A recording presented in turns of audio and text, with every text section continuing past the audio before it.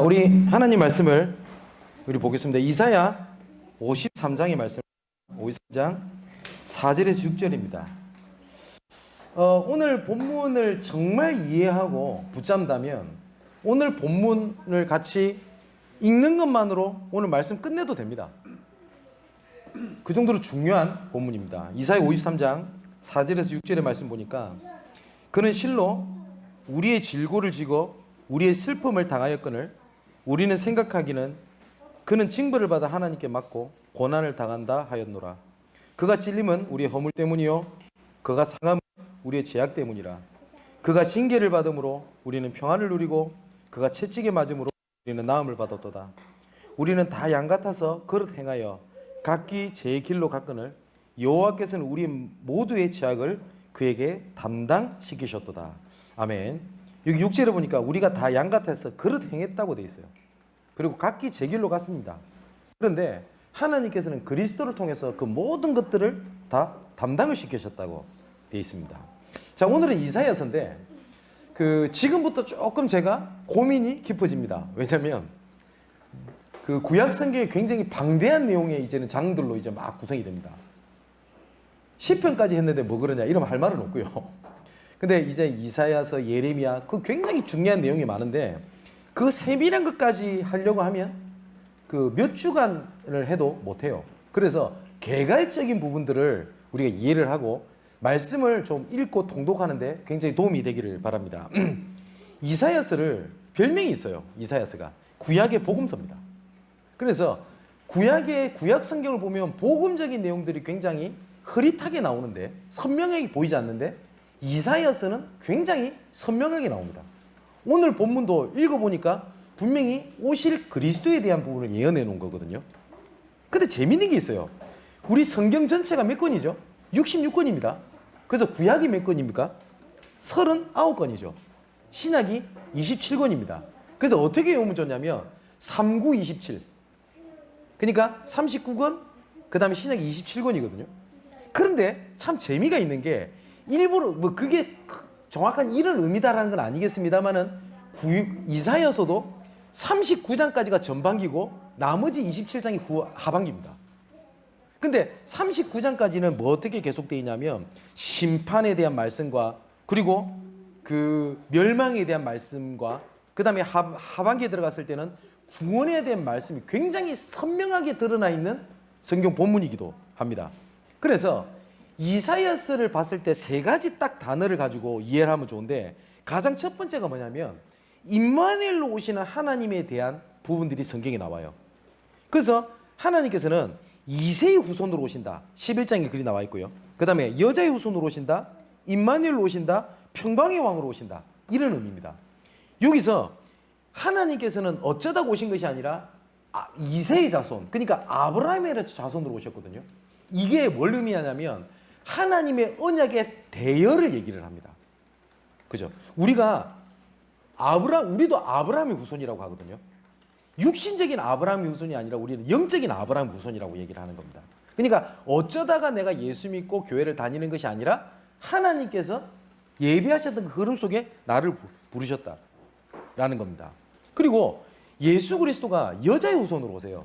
근데 이 여자의 후손으로 오신다는 것이 굉장히 영적이고 과학적입니다.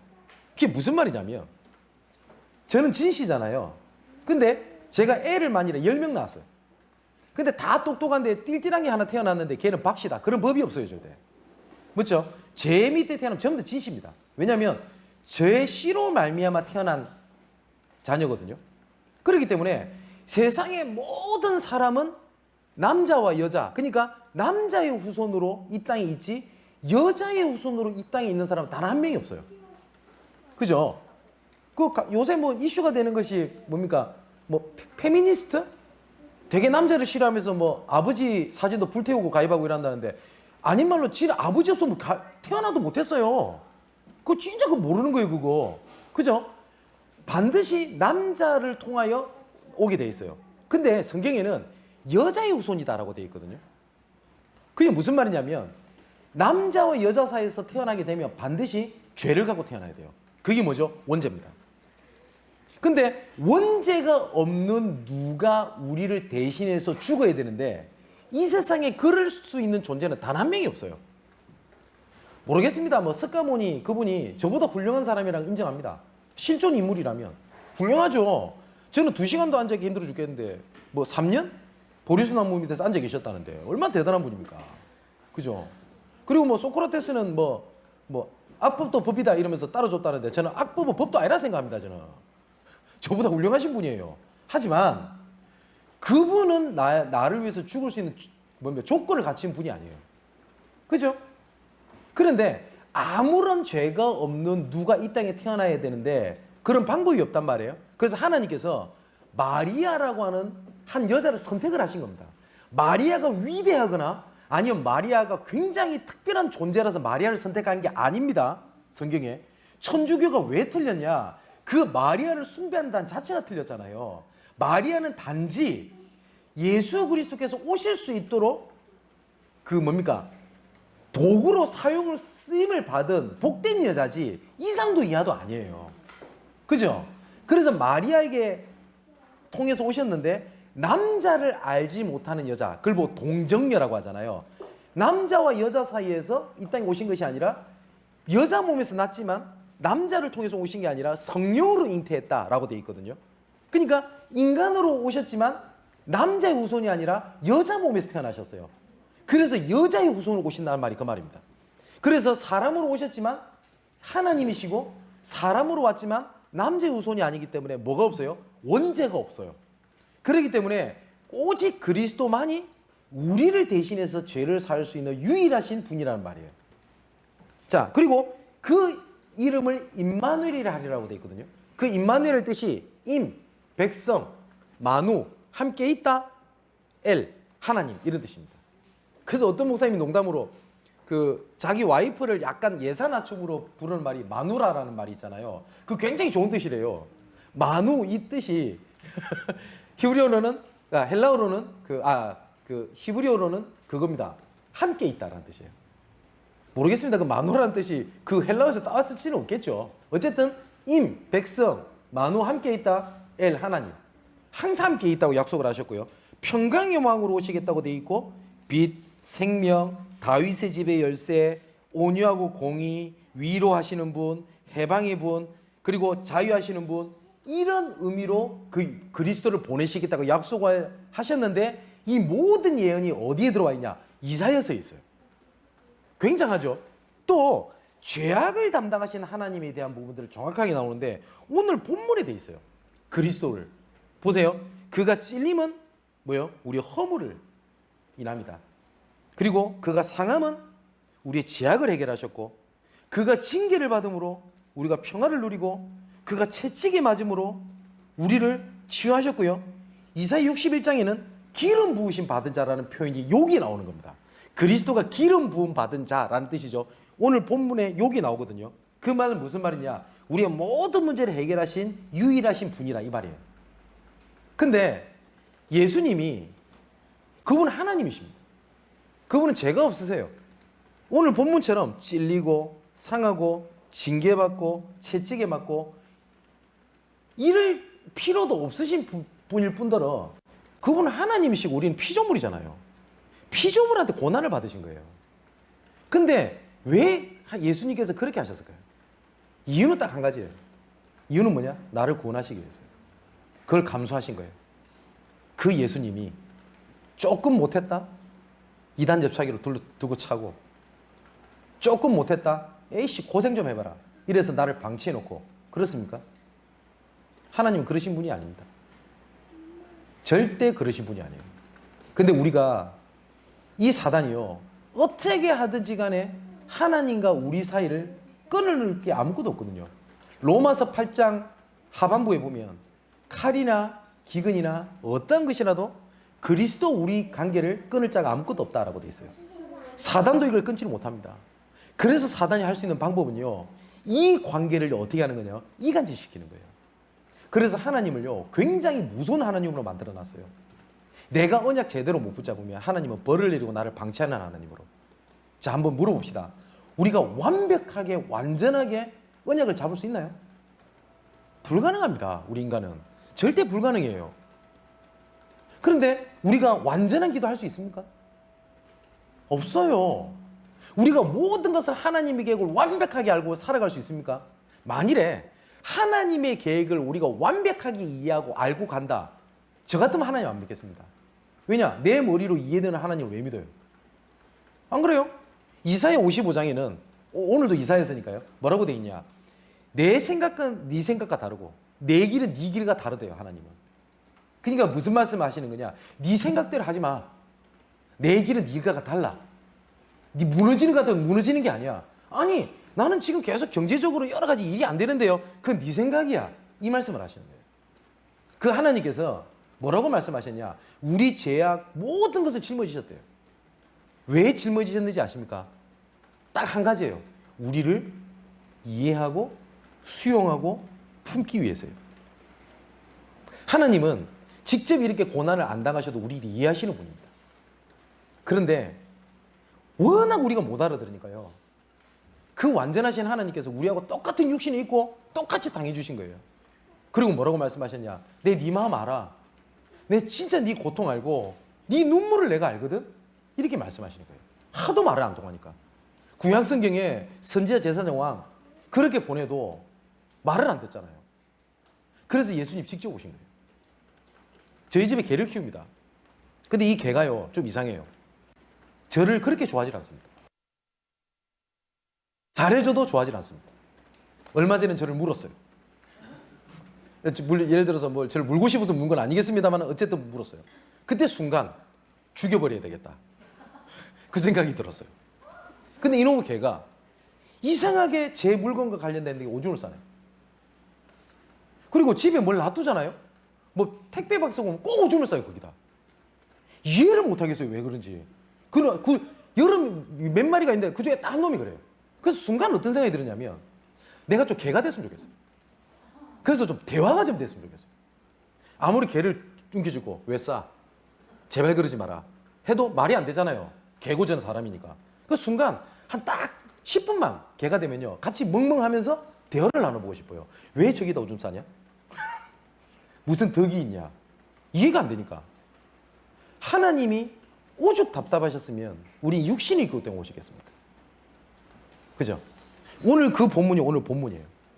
그 예수님께서 나를 구원하셨는데 구원하실 뿐만 아니라 오늘 오전에 말씀드렸던 대로 사망에서 생명으로 옮겼느니라. 성도 여러분 반드시 기억하십시오. 내가 안 되고 있고 무너지고 있는 것이 절대 아닙니다. 내 마음속에 예수 그리스도께서 계신다. 나는 이미 사망과 죄악과 사단의 권세와 운명 저주 팔자하고는 나하고는 아무 상관이 없어요. 그걸 보고 뭐라고 하느냐? 언약의 여정이라고 얘기를 합니다. 무슨 말인지 이해되시죠?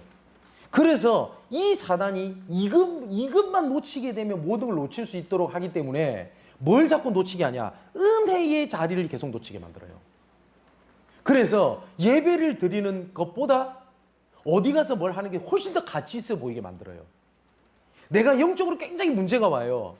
근데 뭘 하는지 압니까? 아무것도 없는 상태에서 나 혼자 가만히 있어 예배를 드리는 것도 훨씬 더 덕이 있게 보이게 만들어요. 그렇게 느끼게 만들어요. 그래서 사단은 은혜의 자리에 흐름을 놓쳐버리게 만들어요. 그래서 구원받은 건 맞는데 계속 내가 쏟게 만들어버리는 거예요.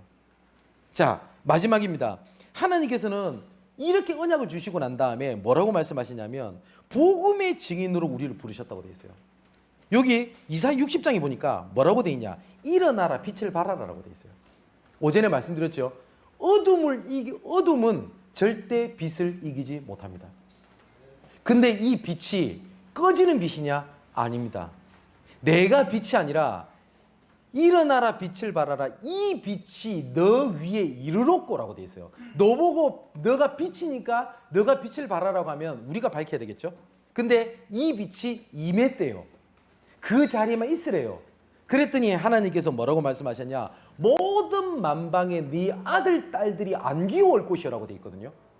이거는 추상적인 의미가 아니라 실제로 그때는요 실제적인 의미입니다. 왜냐? 포로가 돼서 이산가족이 막 생겼어요. 그래서 잃어버린 내 아들 딸들을 돌아오게 할 것이다. 그 방법이 뭐냐? 일어나라 빛을 발하라 했어요. 그리고 이사야 62장에는 길을 예비해라. 왜냐? 새 하늘과 새 땅을 하나님 예배해놨으니까. 예배해 놓으래요. 대로를 수축해라. 왜냐? 우리가 생각하는 이상의 것을 하나님 응답을 주실 것이기 때문에. 그리고 돌을 제거해라. 왜냐? 걸림돌이 되면 안 되잖아요.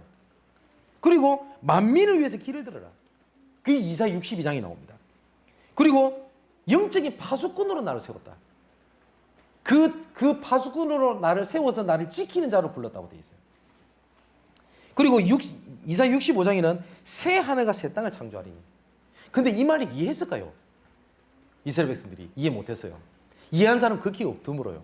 왜냐? 현실 환경은요, 이스라엘은 이미 망했어요. 이 이사야 시기에는요. 이 이사야 시기에는요, 시디기야 왕이 전쟁에서 져서 적군에게 두 눈이 뽑힌 상태에서 길거리에서 끌려가다 객사에 죽어버립니다. 그 나라는 끝난 겁니다. 맞죠? 우리나라가 인조시대 있죠? 인조시대 때 영화 남한산성 영화 보셨죠? 그 인조입니다. 그 칸이라고 하는 몽골 황제 앞에서 머리를 엎드리거든요. 그때 모든 역사는 우리 조선은 끝났다고 생각했어요. 그 정도 해도 끝난 건데 왕이 전쟁이 져서 머리를 다 밀고 두 눈을 뽑혀가지고 길거리에 끌려가다가 죽었다. 그 나라는 끝난 거예요. 근데 하나님은 그때 뭐라고 말씀하셨냐? 내가 새 하늘과 새 땅을 창조하겠대요. 그러면서 이사야 43장에 뭐라고 말씀하시냐? 이전 일을 기억지도 말며 생각지도 말래요. 사랑하는 성도 여러분, 우리가 말씀이 그렇게 들릴 때가 있어요.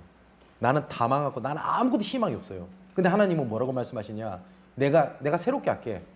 그 피로 와닿지가 않을 거예요. 그리고 뭐라고 또 말씀하셨냐? 이전 일을 기억지도 생각지도 말래요. 나는 계속 상처가 떠오르는데 내가 상처를 떠오르지 않으려고 몸부림치는 게 아니고요. 하나님, 내 마음과 생각을 지켜주옵소서. 나는 절대 불가능합니다. 라는 것을 인정할 때부터 하나님이 일을 진행했어요. 어느 정도냐? 내가 진짜 힘들고 지쳐 낭망하고 쓰러지잖아요. 이왕 쓰러질 거요. 하나님 앞에 완전히 KO 당하셔야 돼요. 어중간하게 일어나려고 폼 잡고 있으니까 계속 자빠질 힘이 있지. 완전히 넉다운 돼서 KO 되잖아요. 그럼 반대로 하나님이 오케이 하고 일을 진행하세요. 근데 내가 좀 반쯤 일어나 있단 말이에요. 갈라디아 2장 20절에 보면 내가 그리스도와 함께 십자가 못 박혀 죽었나니 그런즉 내가 사는 것이 아니요 내 안에 계신 그리스도께서 사신 것이라. 이리 되어 있거든요. 쉽게 말하면 뭔지 아세요? 예수 그리스도라고 하는 큰 욕조가 있어요. 여기에 예수 그리스도 보여 피가 딱 담겨 있는 거예요. 구원을 뭐라고 얘기를 하냐? 그 피를 온몸을 피에 담글 때에 주의 진노가 면하겠네. 찬양이 있죠. 그 피에 담그는 걸 보고 우리가 구원받았다고 해요. 근데 피에 담겨져 있는데 가만히 여기 피에 담겨 있으면 될 건데 왜 자꾸 그 욕조를 기어 나오려고 합니까? 그러니까 하나님 우리를 절대 버리시지 않겠다고 했거든요. 자꾸 기어 나오니까 들어가라고 톡 치는 겁니다. 그러니까 좀 아프거든. 신앙생활에도 아프네. 별거 없네 이랍니다. 계속 얻어맞고 있는 거예요. 방법은 뭐예요? 그 피에 잠겨서 죽으면 돼요. 그게 갈라디 2장 20절이에요. 자살하는 말이 아니라 내가 진짜 하나님 앞에 내 인생을 맡기는 겁니다. 그리고 이사야 52장에는 전도자의 아름다운 발걸음을 축복하셨고요. 또 41장에는 전도자의 함께 하시는 축복을 약속하셨고 이사야 6장에는 분명히 뭐예요? 그루터기를 남가두게 될 것이다. 여기에 다 나오잖아요. 남은 자. 그죠? 남는 자, 남을 자, 남길 자. 그겁니다. 자, 이사야서에 그리스도가 이렇게 세 가지로 나타나 있어요. 이미 과거 문제는 끝났기 때문에 딱 하나가 있어요. 이사야 40장 1절에서 8절에 보니까 하나님께서 말씀하셨어요. 풀은 마르고 꽃은 시들아. 그죠? 우리 하나님 말씀이 영영이 서리라. 하나님께서 반전을 주시는데 멸망을 얘기하시다 갑자기 여호와의 말씀을 얘기하면서 우리 여호와의 말씀이 영영이 서리라. 말씀 속에 있으라는 거예요. 그렇다면 지금부터 내가 말씀에 힘을 얻고 은혜를 받는 것 차원에서 이제 뭘 찾는 거냐면 내가 이 말씀의 흐름 속에 내가 어느 위치에 있지? 이걸 찾는 겁니다. 하나님께서 원하시는 전도 운동 속에 내가 어느 위치에 있지라는 거예요. 그 우리 용어로 말을 하면 다락방, 팀사역, 미션홈, 전문교회, 지교회 이 전도 운동 흐름 속에 내가 어느 위치에 있지라는 걸 알아가는 겁니다. 근데 그 위치를 알고 딱 가잖아요. 그러면 하나님의 응답은 정확하게 와 있어요. 정확하게. 그 시간표가 정확한 거지, 정확하고 다른 사람과 다른 거지, 이 사람과 나와 응답의 차이가 있는 게 아니에요. 어떤 사람은 그럽니다. 저 사람 부럽다면서. 아니에요. 제가 금요일에 좀 말씀드렸는데, 어떤 사람은 되게 운 좋은 거 보면 되게 부럽다 싶죠. 그 부러울 거 아닙니다. 그거 영원한 거 아니에요. 이번에 제가 신문 기사를 봤는데, 희한한 기네스북 있잖아요. 벼락을 총 7번을 번개를 맞았는데 살아남은 아저씨가 있더만. 그 이름이 로이 설리번이라는 아저씨예요. 대단한 사람이 돼요. 1920년대부터 벼락을 7번 맞았대. 근데 멀쩡히 살아있어요. 이 대단한 아저씨입니다. 그런데 1983년도에 결혼했어요. 결혼 이후 13년 만에 아내 문제 때문에 자살했어요. 그러니까 뭐라고 댓글이 달렸냐. 벼락 7번 맞은 그 고통보다 결혼한 고통이 더 심각했나 보다고. 여러분 혹시 가정을 유지하고 계십니까? 벼락 7번 맞은 것보다 훨씬 더 유대한 사람이에요, 여러분들. 그러니까 이거는요, 굉장히 편협하게 보는 거잖아요. 그죠? 하나님이 내 시간표에 완벽하게 인도하고 계시는 거지 내가 안 되고 있는 게 아닌 겁니다. 내 정확한 시간표를 붙잡고 우리 인도받는 여러분 되시기를 주님의 이름으로 축원을 드립니다. 나 하나님께 감사함을 드립니다. 하나님이 나와 함께 계신 그리스도를 붙잡게 하여 주옵소서. 죄악을 담당하시는 나의 하나님을 찬양을 드립니다. 복음의 증인으로 끝까지 남는 자 되게 하여 주옵소서. 살아계신 예수 그리스도의 이름으로 기도하옵나이다. 아멘.